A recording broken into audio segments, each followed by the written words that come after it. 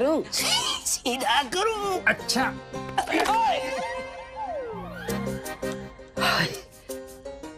गुरुजी आप ठीक तो हैं? हमें बहुत चिंता हो रही थी आपकी। कहाँ थे आप? वहीं थे,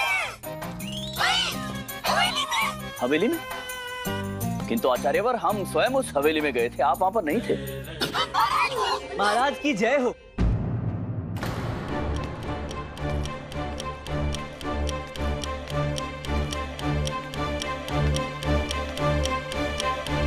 लो, फिर से एक अवकाश हमारा गया पानी में। तो पंडित रामकृष्णा आप भी आचार्यवर के साथ वापस आ गए हैं।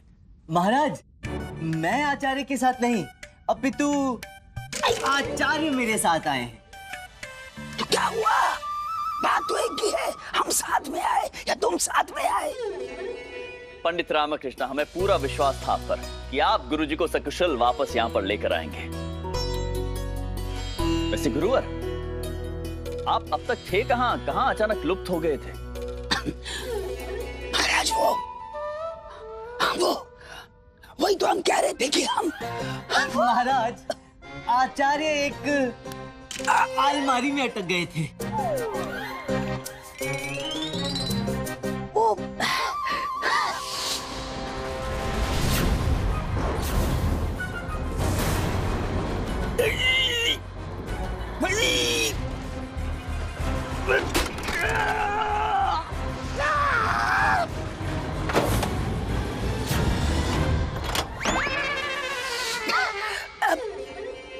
महाराज वास्तव में वो उस मृत आत्मा पर घात लगाने के लिए हम छिपे थे, परंतु दुर्भाग्यवश वो अलमारी का द्वार अटक गया और हम फंस गए। अन्यथा महाराज हम उस दुष्ट आत्मा को अपने मंत्रों की शक्ति से भस्म कर देते। देखा कितनी कुशलता से झूठ बोलता है बुड्ढा। बस यही एक तो गुण है इस बुढ़ऊ के अंदर। इसका अर्थ जब पंडित रामकृष्ण अपने परिवार के साथ वहां पर उस हवेली में गए थे तब आप वहीं थे? जी महाराज। महाराज वो हमने पंडित रामा और उनके परिवार को चटाने का बहुत प्रयास किया, परंतु वो हमारा गला बैठ गया था महाराज। अब क्या करें महाराज, ये स्वयं इतने उलझे हुए थे कि हमारी ध्वनि इन तक पहुंच नहीं पाई।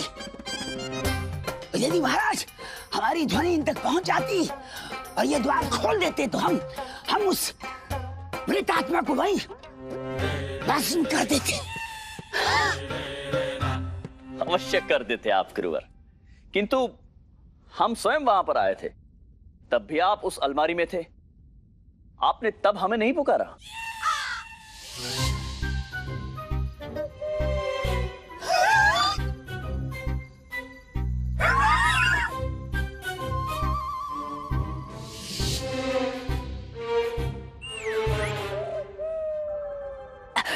महाराज वो उस समय हम निद्रा में थे।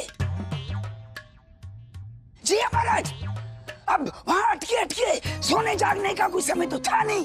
कभी भी सो लिए, कभी भी जाग लिए। सत्य वचन आचार्यवर।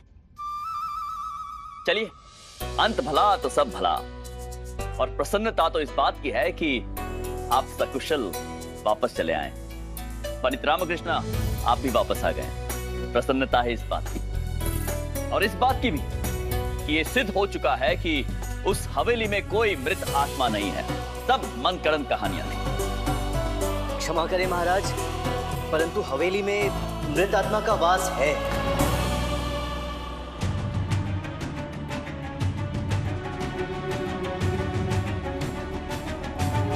जी महाराज, वो हवेली सच में प्रेत बाधित है। पंडित रामकृष्ण ये क्या कह रहे हैं आप? हम स्वयं आपके साथ उस हवेली में गए थे, कोना कोना जांचा था और ये सिद्ध किया था कि वहां पर कोई मृत आत्मा नहीं है। उसके पश्चात आप ये कह रहे हैं कि वहां पर मृत आत्मा है? ये कैसी तर्कहीन बातें कर रहे हैं आप? महाराज मैं सत्य कह रहा हूँ, मेरी मंशा आपको दुविधा में डालने की नहीं है। मैंने एक बार नहीं अपितु 2 बार उस मृत आत्मा को प्रत्यक्ष देखा है, स्वयं अपनी आंखों से। कल रात पुनः मैंने उसे देखा था। जब मैं हवेली गया तो महाराज उस मृत आत्मा के दर्शन मात्र से मेरे होश उड़ गए। मैं बेहोश हो गया। जब होश आया तो प्रातःकाल हो चुकी थी। परंतु जैसे ही मैं हवेली से निकलने वाला था, मैंने देखा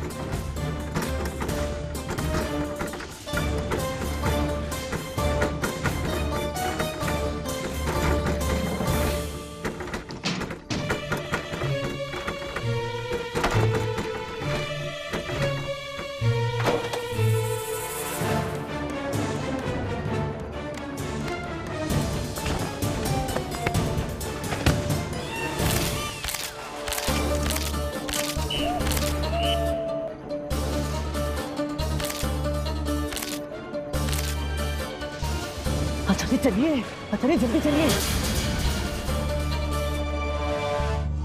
सत्यानाश उस बुट्टे का, जब रामा आया तब सो नहीं सकता था।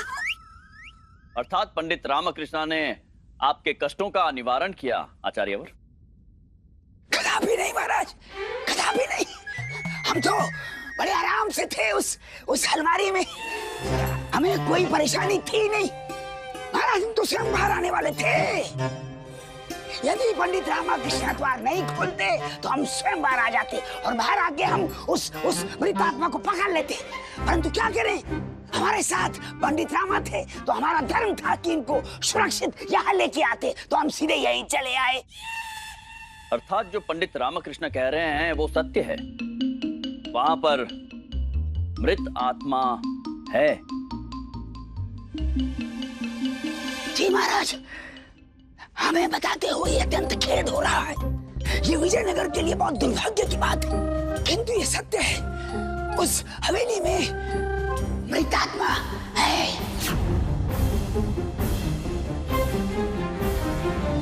परंतु आप चिंता मत कीजिए महाराज, हम हैं। हमारा एक सुझाव है महाराज। अब देखिए, हम वहां वापस जाएं और उस मृतात्मा को भस्म करें, उससे अच्छा यह है कि हम उस हवेली को ही भस्म कर देते हैं। ना रहेगा बांस और ना बजेगी बांसुरी। हवेली को भस्म कर? गुरुदेव, ये आप क्या कह रहे हैं? इस प्रकार तो हमारी बहुत हानि हो जाएगी। गुरुवर, हम दरिद्र हो जाएंगे दरिद्र ईश्वर की कृपा से। चुप मूर्ख! राजपुरोहित तथा आचार्य की बात को काटने का साज। हम जो कह रहे हैं एकदम सही कह रहे हैं। अभी केवल तुम्हारी समस्या नहीं है, राजकीय समस्या है। महाराज देखिए, हमें ज्ञात नहीं वो मृतात्मा किसकी है। यदि हमें ज्ञात होता तो हम वही शांति यज्ञ करके उस मृतात्मा को मुक्ति दे देते। महाराज, मुझे ज्ञात है कि वो मृतात्मा किसकी है। तुम्हें ज्ञात है, तात्पर्य क्या है तुम्हारा? अब सर्व ज्ञात तो हमें, जब हमें ज्ञात नहीं तो तुम्हें कैसे ज्ञात हो सकता है? एक क्षण आचार्यवर, पंडित रामकृष्ण को अपनी बात कहने का अवसर दीजिए, क्योंकि यदि ये इस विषय में कुछ जानते हैं तो हम जानना चाहते हैं कि वो मृत आत्मा किसकी है। महाराज, सर्वप्रथम तो आपको ये ज्ञात होना अति आवश्यक है कि वो हवेली जमींदार वेंकट रमन्ना की संपत्ति थी।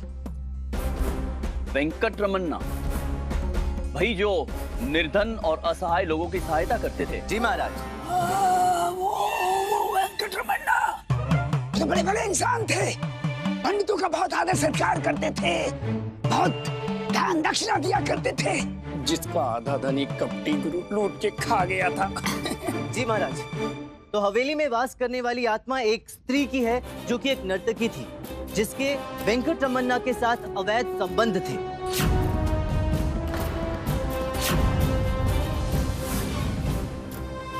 भूलवश वेंकट रमन्ना से उसकी हत्या हो गई और उसके पश्चात जो हुआ। पंडित रामकृष्ण, आप जानते भी हैं आप किसके विषय में बातें कर रहे हैं। जमींदार वेंकट रमन्ना, आज भी उनका नाम बहुत आदर से लिया जाता है।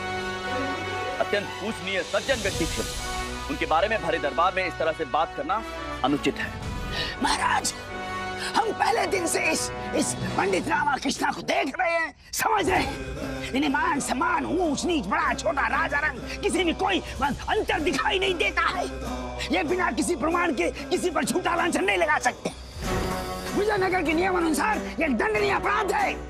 पंडित रामकृष्ण को दंड मिलना चाहिए। परंतु महाराज, मैं जो भी कह रहा हूँ सत्य कह रहा हूँ। क्या सत्य कह रहे हो?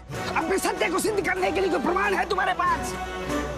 क्या अपने झूठ को प्रमाणित करने के लिए किसी दिवंगत सम्मानित इंसान का चरित्र हनन किए जा रहे हो? नहीं आचार्य, महाराज मैं... बस पंडित रामकृष्ण, बस।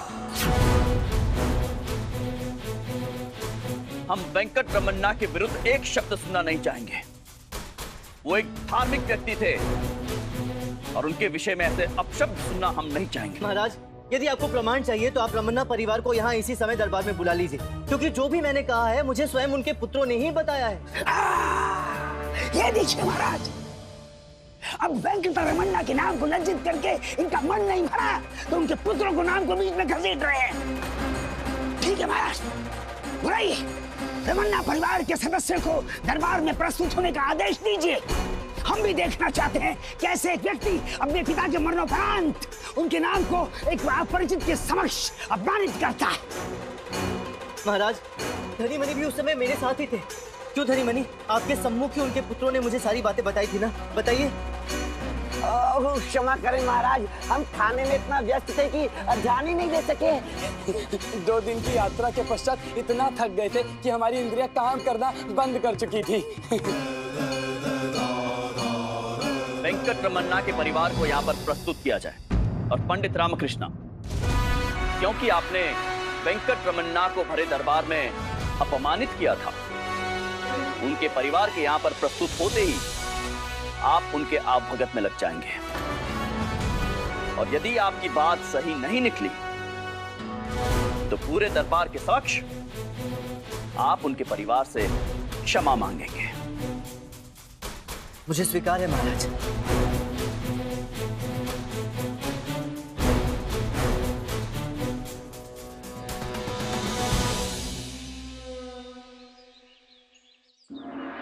महाराज, ये है वेंकट रमन्ना के 3 पुत्र, विष्णु, कृष्णा और वल्लभ। महाराज, मैंने अपनी क्षमता अनुसार रमन्ना परिवार का भरपूर स्वागत किया है। इनकी माँ भी आई हैं जो इस समय मेरे घर पर अतिथि। उठा लो, उठा लो। क्या उठा लो? इतने स्वादिष्ट रसीले फल हैं, थाली से उठा लो। बस बस शारदा, पहले आप लोग इतना कुछ खिला चुके। माँ कह रही हैं, महाराज का आदेश है कि आपके परिवार का सत्कार किया जाए, इसलिए खाइए।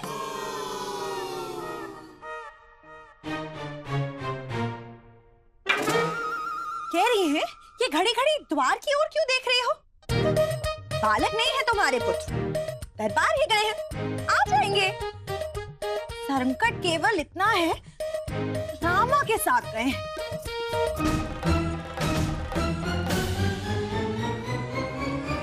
महाराज बड़े ही सज्जन पुरुष थे इनके पिताजी, जो भी मुंह से मांगो दान में दे देते थे। हमने तो कई बार इनके भंडारे में भोजन खाया है, अति स्वादिष्ट। भुक्खड़ कहीं का हमारा बुढ़ा। हाँ मनी, वेंकट रमन्ना के निर्धन होने में यही तो सबसे बड़ा कारण था। आपने जो अपने पिता और हवेली में रहने वाली उस मृत आत्मा से संबंधित जो बातें मुझे बताई थी, कृपया उसे महाराज के सामने दोहराएंगे। पंडित जी, क्या कहा था मैंने आपसे? मुझे तो कुछ भी स्मरण नहीं।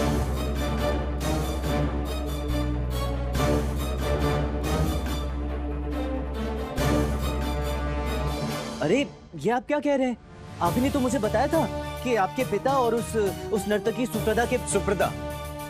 कौन सुप्रदा? पंडित जी, आप किस बारे में बात कर रहे हैं? हमें तो कुछ भी समझ नहीं आ रहा। अरे,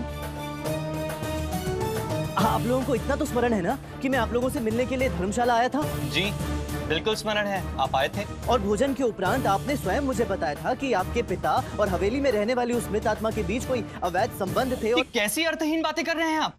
और ऐसी कब बात हुई हमारी? तो आपने हमसे पूछा कि क्या हमने गंगा राव को धन के बदले अपनी हवेली दी? हमने कहा जी, ये बात सत्य है। बस यही तो बात हुई हमारे बीच। अरे पर बस पंडित रामकृष्ण, बहुत हुआ आपका स्वांग। इनके पिता के अपमान के लिए इनसे क्षमा मांगिए।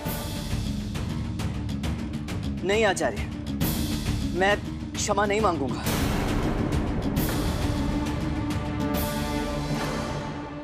देखा महाराज, देखा आपने दुस्साहस।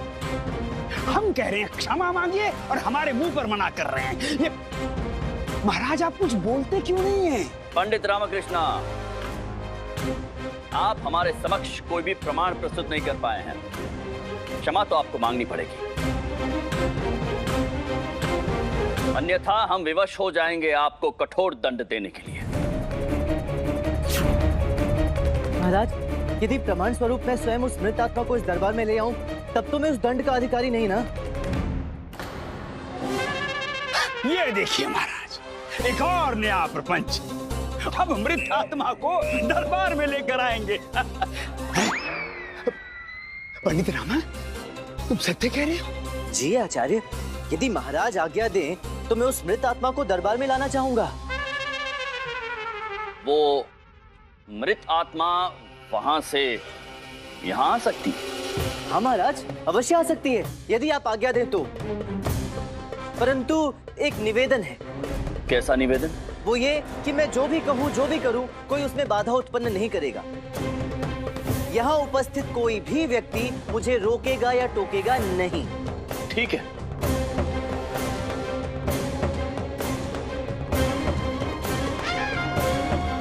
आपको अनुमति है उस मृत आत्मा को यहाँ बुलाने की। महाराज, एक अनुरोध है कि इस दरबार में अंधकार कर दिया जाए, प्रकाश के सभी स्रोतों को बुझा दिया जाए और सूर्य के प्रकाश को भी अवरोध कर दिया जाए। क्यों क्यों क्यों क्यों? आचार्य, मृत आत्मा को अंधकार प्रिय है ना। और देखिए महाराज, आचार्य टोक रहे हैं मुझे। नहीं महाराज, नहीं, हम अपने लिए चिंतित नहीं हैं। यहाँ उपस्थित ये जनमानस की चिंता है। महाराज, बहुत ही शक्तिशाली मृत आत्मा है। जी जी गुरुजी, धन्यवाद हमें सतर्क करने के लिए। और आप सब भी अपनी अपनी तलवारें अपने मैदान से निकाल सकते हैं। और यदि कोई त्रुटि या विपत्ति आई तो संकोच मत कीजिएगा अपनी तलवार का उपयोग करने के लिए।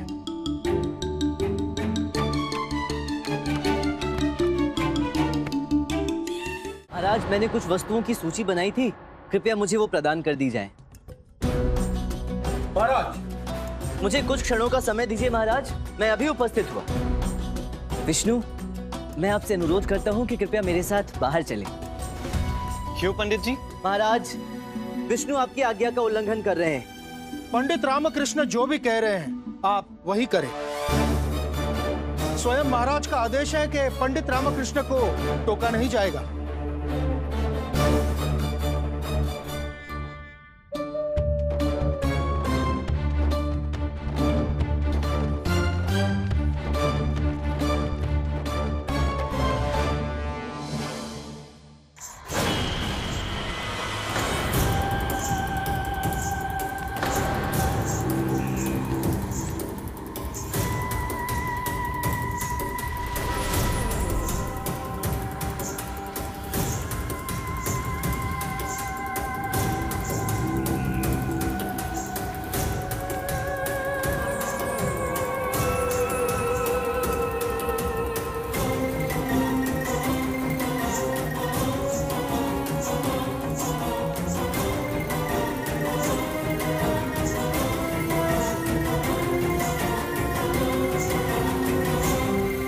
भगवान, ये तो वही मृत आत्मा है जो हवेली थी।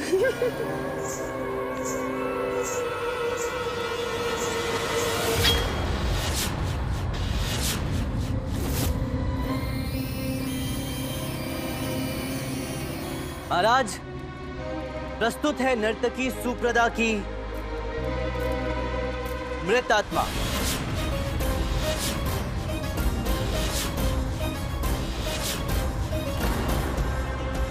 आचार्य, आशा करता हूं आपने तो अवश्य ही पहचान लिया होगा।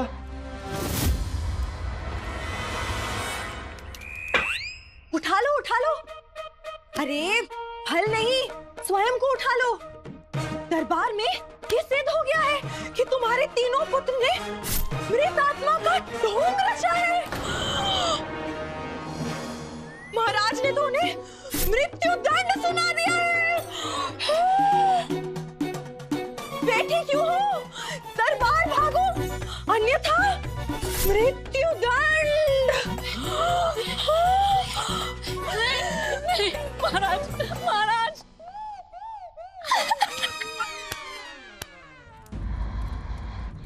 आचार्य, आप मुझे सुन पा रहे हैं ना? आचार्य, मृत आत्मा, मृत आत्मा, मृत आत्मा, तलवार, धनुष, भाले, भाले। बहुत है वो अपमान।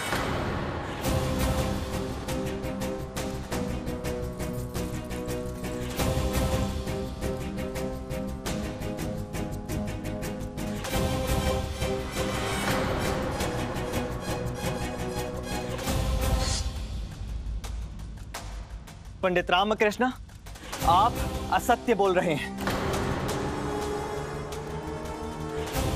महाराज, पंडित जी ने जो हमें स्त्री का भेष दिया है, अगर यही भेष किसी और व्यक्ति को दिया जाए तो वो भी एक मृत आत्मा ही लगेगा। महाराज, ये कैसा परिहास है।